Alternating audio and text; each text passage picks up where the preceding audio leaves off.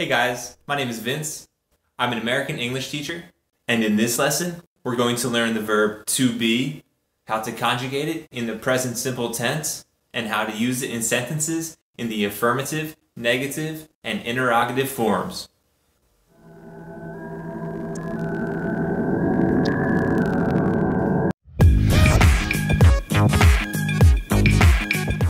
To be is the most common verb in the English language, but it's also the most unusual. Let's look at how to use it in the present simple tense. The conjugation of this verb changes according to its subject. The first person refers to the speaker.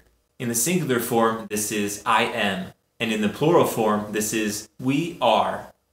The second person refers to the person being spoken to. In the singular form, this is you are, and in the plural form, this is also you are. The third person refers to the person, people, thing, or things being spoken about. These are not involved in the conversation.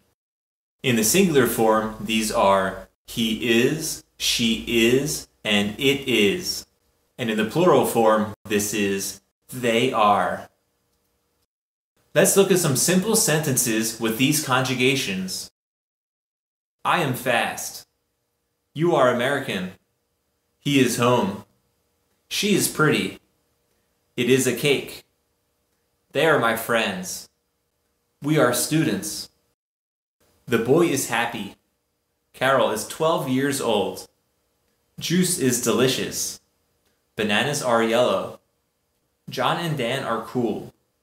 My friends and I are at the store. These verbs can be used in a contracted form by combining them with the subject pronoun using an apostrophe.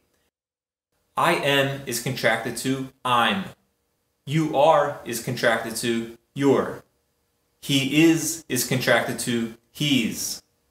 She is contracted to she's. It is contracted to its. We are is contracted to we're. They are is contracted to their. Contractions are especially common in conversation. This is because it's a faster and easier way to communicate. Notice that these sentences sound more natural this way. I'm fast. You're American. He's home. She's pretty. It's a cake. They're my friends. We're students. Besides pronouns, we can also add apostrophe s to nouns in the third person singular form to make a contraction. For example, Billy is 5 years old. Billy's 5 years old. Your cat is scared. Your cat's scared. There is a pen on the table. There is a pen on the table. The negative form can be used by putting not after the verb. This also applies to the contracted form. I am not. I'm not. You are not. You're not. He is not. He's not. She is not. She's not. It is not. It's not. We are not. We're not. They are not. They're not. The verb can also be contracted with not for all pronouns except I. You aren't. He isn't. She isn't. It isn't. We aren't. They aren't. The contractions in the first column are more common because they only consist of 2 syllables.